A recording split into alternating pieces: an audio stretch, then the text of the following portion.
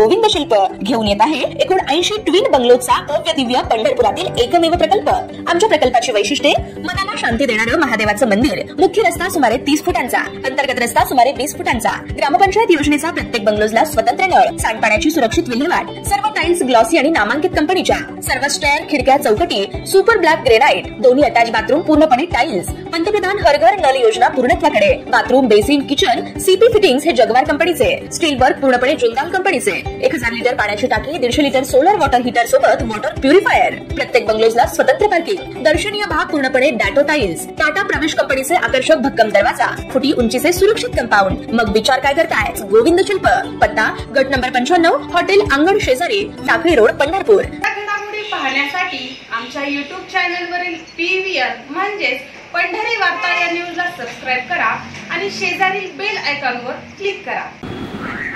राजू खरे तुझे पोराचे पंढरपुरात काम करणारी आतापर्यंत आम्ही कधी मंदिर समितीत लोकांना बघितलं नाही का ज्याचं टेंडर आपण काढले। महाराज या आपल्या नेहमी आदर करत आलो, माझे 2 शब्द ऐका। श्री विठ्ठल रुक्मिणी मंदिरे समितीच्या वतीने श्री विठ्ठल रुक्मिणी मंदिरे समितीने कंत्राटी पद्धतीने कुशल, अर्धकुशल व अकुशल कामगार पुरवठा करण्यासाठी ठेकेदार नियुक्त करण्याच्या हेतूने जवळपास 4.5 कोटी रुपये खर्चाची निविदा काढली आहे।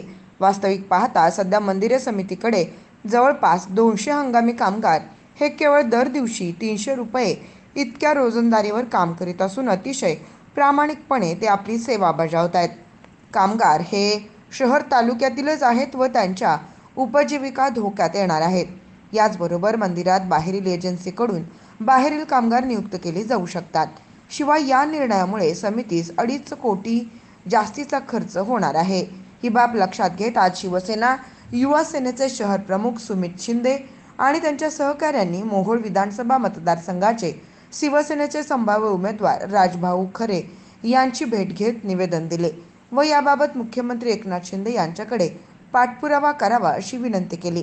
राजभाऊ खरे यांनी तात्काळ वरिष्ठ अधिकारी पदाधिकारी यांना फोन लावून ही बाब गंभीर असल्याचं निदर्शनास आणून देत ही कंत्राटी पद्धतीची निविदा प्रक्रिया रद्द करण्यासाठी पाठपुरावा करण्याचे आश्वासन दिले। शिवसेनेचे सुमित शिंदे युवा सेनेचे शहराध्यक्ष आणि त्या कार्यकर्त्यांनी निवेदन दिले, काय सांगाल यावर?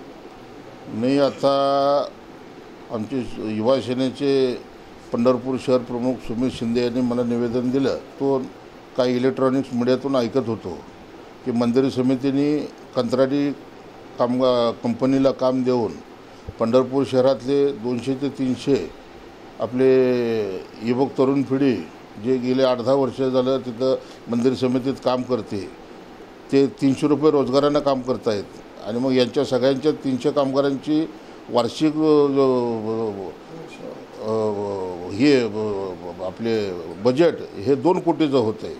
आणि आता जे मंदिर समितीने टेंडर काढलेलं आहे, ज्या ठेकेदाराला हे टेंडर देण्याचा घाट घातलेला आहे त्या ठेकेदाराला ते 4.5 कोटी रुपयाला दिले जाते।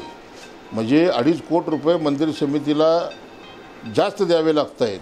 मग हा जो निर्णय घेतला आहे हा महाराष्ट्र शासनाचे मुख्यमंत्री आदरणीय एकनाथजी शिंदे साहेब यांची मी येत्या सोमवारी भेट घेऊन त्यांच्या निदर्शनास ही बाब आणतो। कारण पंढरपुरातले स्थानिक भूमिपुत्र 200-300च्या आसपास कामगार हे बेघर होत आहेत आणि कामगार अपंगानी विधवा महिलाही बेघर होत आहेत। आणि मग एखाद्या ठेकेदाराला भांडवलदाराला जगवण्यासाठी ज्या पद्धतीचे हे निविदा काढली जाते आणि मंदिर समितीचे आत्ता अध्यक्ष गहिनीनाथ महाराजांची मी फोनवरनं बोललो। महाराजांनी मला सांगितलं की हे जी काही टेंडर प्रणाली आहे त्या संदर्भात लवकरच मी बैठक घेऊन ही निविदा रद्द करून कामगारांना न्याय देतो असं ते मला म्हणाले। आणि मंदिर समितीचे व्यवस्थापक पुणकलवार त्यांच्याशी मी आत्ता फोनवरनं बोललो, फुटलवार त्यांच्याशी फोनवरनं मी आत्ता बोललो। परंतु मी या पंढरपुरातल्या सर्व कर्मचाऱ्यांना एक आव्हान करतो की शिवसेनेचा जन्म हा मराठी माणसासाठी झाला, स्थानिक भूमिपुत्रासाठी झाला। 80% समाजकारण आणि 20% राजकारण हा मूलमंत्र शिवसेना प्रमुख बाळासाहेब ठाकरे दिघे साहेबांनी आम्हाला दिला। आदरणीय लोकनेते महाराष्ट्राचे मुख्यमंत्री एकनाथजी शिंदे साहेब हे 300 कामगारांना वाऱ्यावर सोडणार नाहीत।